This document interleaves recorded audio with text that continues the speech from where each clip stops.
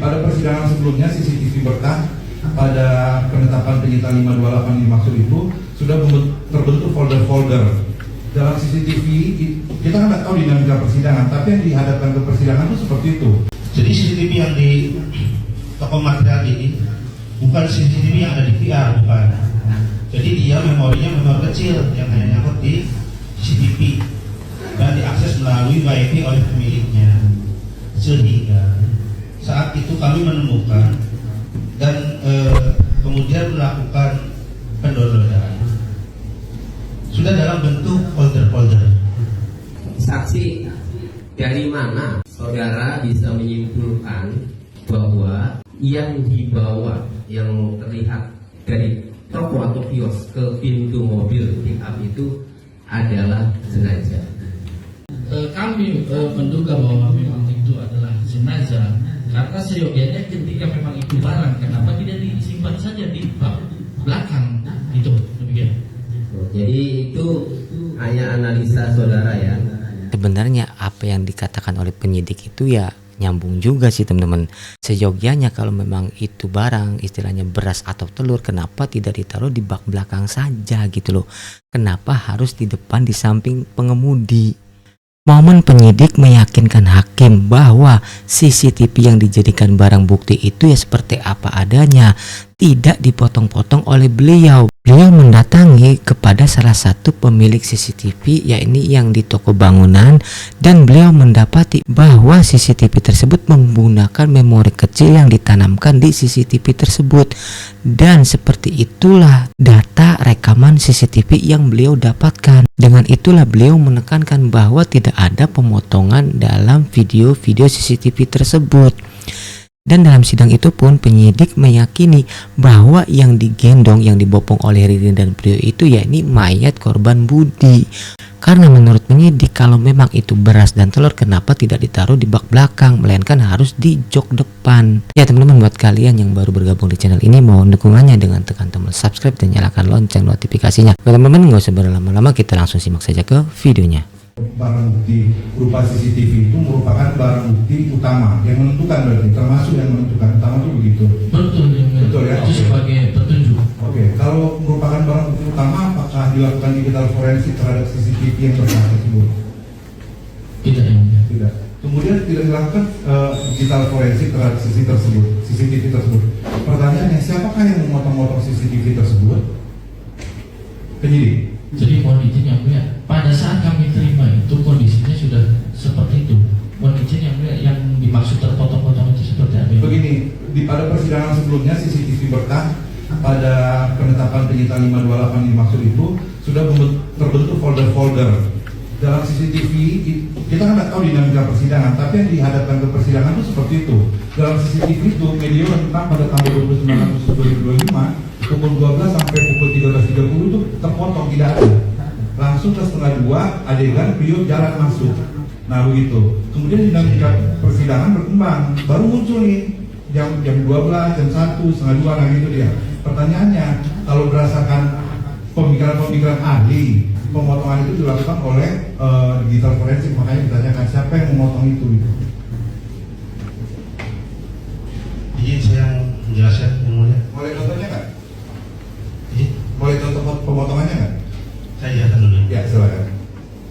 Jadi hari itu sekitar jam 11 saya dan rekan saya Pak Isal bersama rekan Brimob mendatangi pemilik CCTV. Ada proses pengambilannya, kami potong tanggal 2.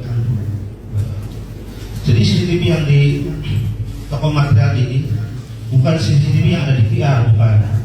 Jadi dia memori kecil yang hanya nyangkut di CCTV dan diakses melalui WiFi oleh pemiliknya. Sehingga saat itu kami menemukan dan kemudian melakukan pendownloadan. Sudah dalam bentuk folder-folder. Dan saya juga menganalisa dalam satu folder itu terdapat loncatan-loncatan rekaman sendiri, bukan kami yang melakukan pemotongan. Itulah jawabannya. Betul. Jadi yang saudara terima barang bukti itu sudah terloncat sendiri dalam kondisi aslinya. Betul, karena memorinya lebih kecil. Kemudian ada beberapa CCTV yang penyidik terima seluruhnya. Pada tanggal 2 itu ada satu CCTV bengkel, kedua CCTV belakang toko, ketiga material, terus tetangga 4 rumah dari rumah Saroni, kemudian CCTV fotokopi atau kosan itu 5 ya. Dari 5 CCTV yang saudara terima, ada nggak CCTV yang utuh tanpa terpotong? Ada. Ada. Ya, CCTV itu view-nya kemana? Ke rumah Budi atau ke rumah Saroni? Yang utuh itu di bengkel. Oh, ini bengkel. Bengkel. Bukan di rumah ya. Bukan. Kalau di rumah korban saya mau lagi pertanyaan, adakah orang lain yang masuk ke rumah korban? Tapi nggak jadi ya bengkel ya. Betul bengkel. Nah itu dia teman-teman jawaban dari penyidik teman-teman terkait CCTV yang terpotong-potong. Nah teman-teman itulah jawaban dari si penyidik terkait CCTV yang terpotong-potong teman-teman videonya. Nah jadi hasil investigasi beliau, CCTV tersebut itu menggunakan memori yang kecil teman-teman yang tertanam di CCTV dan diakses melalui WiFi menggunakan HP si pemilik CCTV tersebut. Nah katanya setelah di-download sudah berbentuk folder-folder seperti itu teman-teman. Ya memang CCTV yang menggunakan memori kecil itu kebanyakan CCTV yang mereka ketika ada pergerakan saja teman-teman ya. Ya terkait meyakinkan atau tidak terkait penjelasan si penyidik ya kita serahkan saja teman-teman ke hakim ketua teman-teman yang ada di persidangan.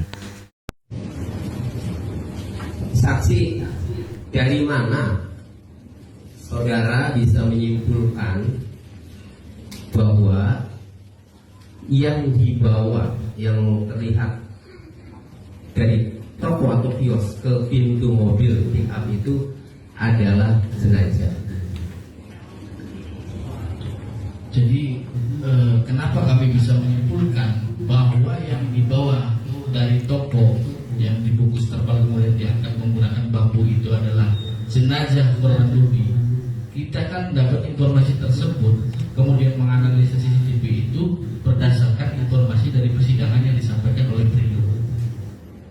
Jadi Prio menjelaskan bahwa dia mengangkat jenazah Ruby itu dengan cara mengikatnya, kemudian diangkat menggunakan bambu dan ditutup dengan terpal. Nah kemudian kami menduga bahwa memang itu adalah jenazah karena seyogianya ketika memang itu barang, kenapa tidak disimpan saja di bak belakang itu demikian. Jadi itu hanya analisa saudara ya? Ya betul. Ya. Kan judulnya analisa CCTV. Ya artinya belum dapat dipastikan itu jenazah atau bukan ya? Siap. Ya. Namun kami meyakini. Ya. Cukup yang mulia. Ya teman-teman sebenarnya apa yang dikatakan oleh penyidik itu ya nyambung juga sih teman-teman. Seyogyanya kalau memang itu barang istilahnya beras atau telur kenapa tidak ditaruh di bak belakang saja gitu loh. Kenapa harus di depan di samping pengemudi? Tapi atas kesaksian si penyidik ini teman-teman ada kelemahannya juga teman-teman, diakibatkan tidak melalui digital forensik terlebih dahulu teman-teman. Nah dikarenakan itu tidak bisa meyakinkan hakim kalau apa yang digendong oleh Prio dan Sirian itu ya ini sesosok mayat korban teman-teman. Peranan masing-masing itu seperti apa, bisa saksi jelaskan singkat? Jadi untuk peranan masing-masing itu setelah saya pertemukan yang mulai pada saat pemeriksaan. Nah, yang awalnya memang Prio itu hanya mengakui hanya menceburkan bayi Bella. Kemudian pada akhirnya kan berubah setelah saya pertemukan dan akhirnya menjelaskan kepada saya bahwa ikut melakukan pemukulan. Yang awal dilakukan itu memukul terhadap korban Bubi, kemudian bergantian dengan terdakwa ini. Setelah itu masuk ke kamar korban Saroni, kemudian yang pertama memukul itu terdakwa ini, yang kemudian bergantian dengan terdakwa Prio, yang akhirnya dilanjutkan dengan terdakwa ini yang menginjak bagian dada kalau tidak salah yang mulia. Kemudian setelah itu beralih ke kamar Luis, yang pada saat itu Prio langsung mengeksekusi Luis pada bagian kepala dan dagu kalau tidak salah yang mulia. Kemudian bergantian juga dengan terdakwa Ririn. Yang keempat adalah korban atas nama Ratu, anak yang umur 7 tahun yang mulia, dieksekusi oleh Ririn, tapi untuk Prio tidak melakukan. Dan yang terakhir itu korban bela yang mulia. Korban bela itu disebutkan oleh Rio. Demikian yang mulia. Nah teman-teman, sebenarnya ada hikmahnya juga nih, si Prio ini istilahnya bikin pengakuan yang terbaru lah, yang pengakuan yang terjujur lah istilahnya lah. Nah jadi si Prio ini ternyata ikut membantai teman-teman. Yang tadinya pengakuan awalnya hanya ikut menguburkan, ternyata si Prio juga bergantian dengan si Ririn ikut membantai keluarga Budi. Aduh Prio. Ya emang dua-duanya ini emang benar-benar apa ya istilahnya, dajal atau apa ini ya.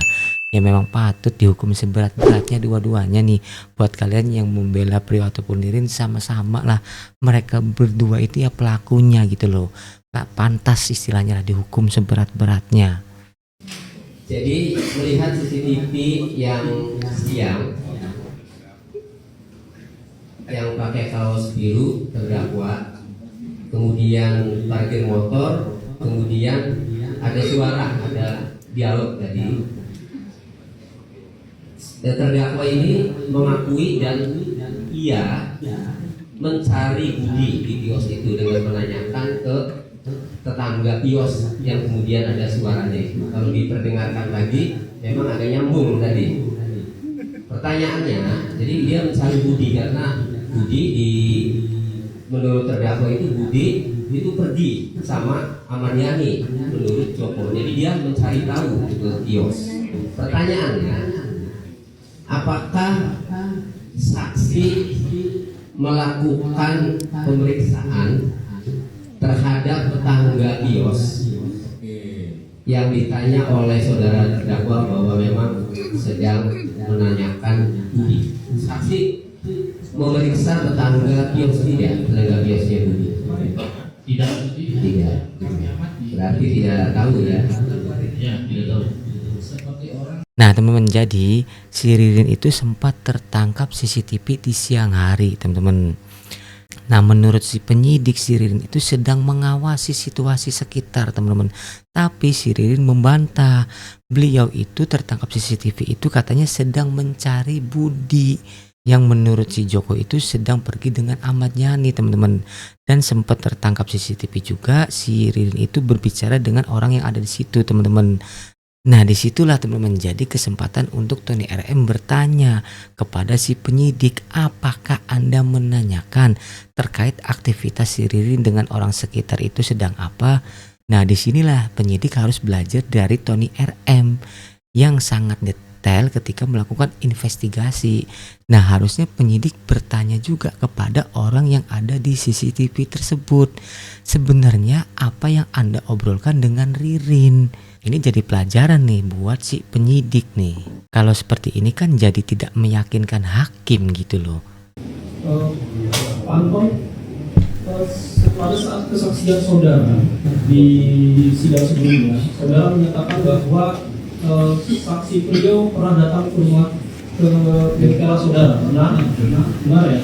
Kemudian yang bersangkutan meminta untuk melakukan pemotongan palu. Boleh sedikit dideskripsikan kembali palu seperti apa yang dibawa oleh saksi Prio? Palu bogel. Bentuknya seperti apa? Ada kotak-kotaknya, di mana kotaknya itu? Di palunya atau di gagangnya? Di bogemnya. Kotak, kemudian apa lagi? Pegangannya itu pipa besi, pipa apa? Besi antena. Kemudian ada ciri-ciri khusus lain dari palu tersebut? Dalamnya ada adukan. Ada adukan apa? Semacam cor. Ya. Kemudian dari warna ataupun dari ininya? Dari Warna hitam. Ya. Kalau pegangan itu silver. Warna silver. Warna besi. Kemudian saksi waktu itu menyatakan bahwa memang dilakukan pemotongan. Berapa persen? Berapa yang dipanjangnya yang dilakukan pemotongan? Kurang lebih itu 25. Kurang lebih 25 ya. Ada Dibagi dua. Untuk ukuran berat berapa? Kurang berat, kurang tahu itu minimal yang 1 kilo lebih. 1 kilo lebih ya ada ya. Kondisi ini menunjukkan beratnya. Dari sana aja bisa ya.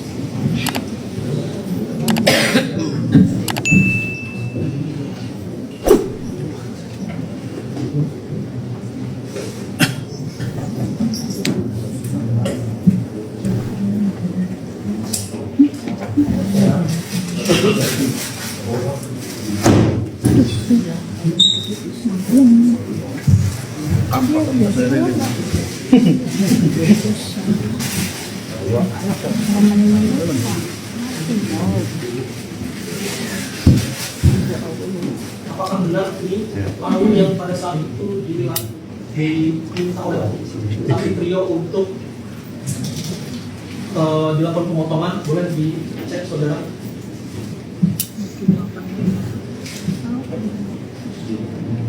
Di bawahnya Ya, betul. ini palu bugem yang saudara maksud, Ya, gagangnya terbuat dari apa tadi? masih ada. Otak? Kalau gagal, udah. Iya, maksudnya bugem. Ya, boleh. Panjangnya kira-kira sebelum dipotong, apakah memang segini atau Bagi dua sih. dibagi dua ya? Bagi dua. Berarti masih panjang lagi segini. Terbuatnya untuk apa? Dua, delapan.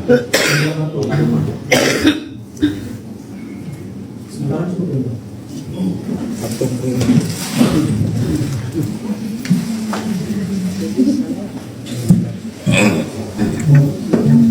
Ya.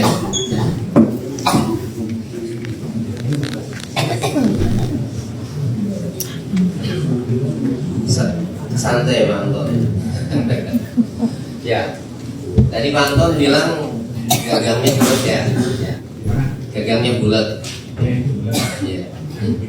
Ya, yang Pak Anton potong gagangnya bulat. Ya. Kalau itu gagangnya apa? Kan berbentuk bulat, panjang bulat. Itu yang tadi gagangnya apa? Pipa. Coba diperlihatkan lagi ya. Ya, di letakkan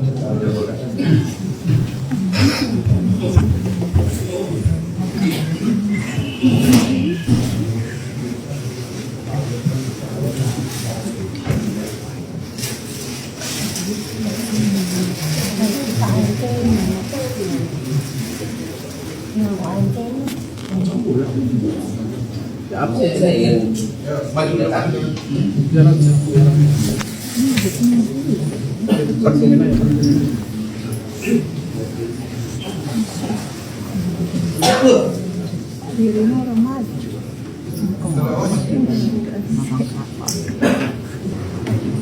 Nampaknya pengacara Tony RM ini tidak yakin teman-teman kalau palu itu yang digunakan untuk menghabisi korban.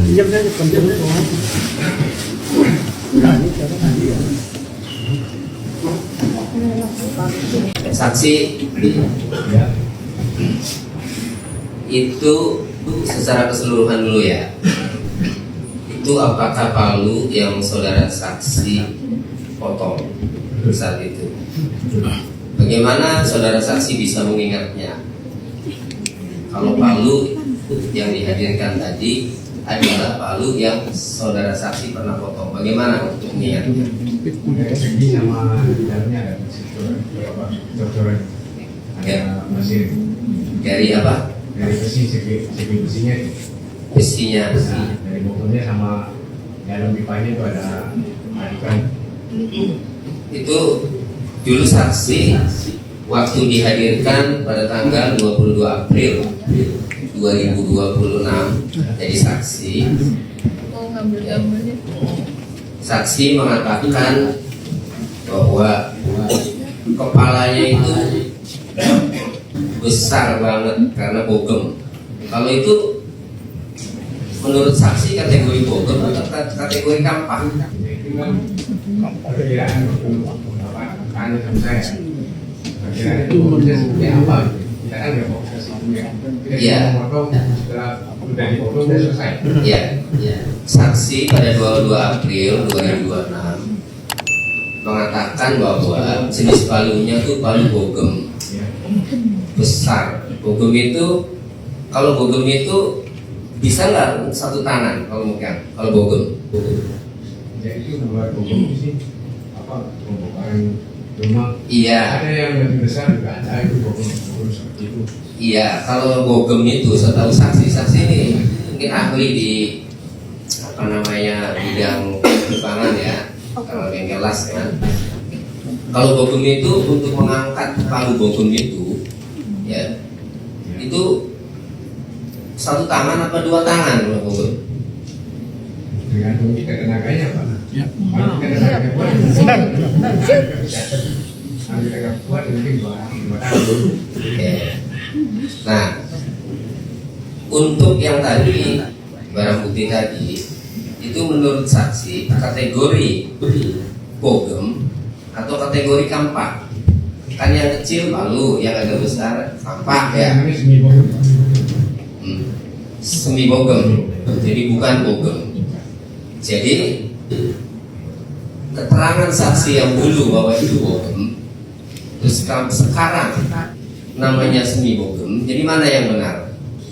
Itu kan kita nggak paham gitu Pak dari nama-namanya gitu. Ya, jadi mana yang benar? Ya menurut saya sih itu semi bogem. Semi bogem. Kalau ke bengkel beda lagi, kalau ke tukang bangunan beda lagi itu namanya. Kalau apa? Yang beda lagi? Kan kecil. Iya. Nah, kalau bangunan kan beda lagi. Hmm. Namanya Apa namanya? Saya kurang tahu. Kalau bagi saya hukum Kalau tadi panjangnya berapa menurut saksi gagangnya? karena 20-25an 20-25. karena nggak diukur 20. Iya, iya, iya. Warnanya dulu saksi mengatakan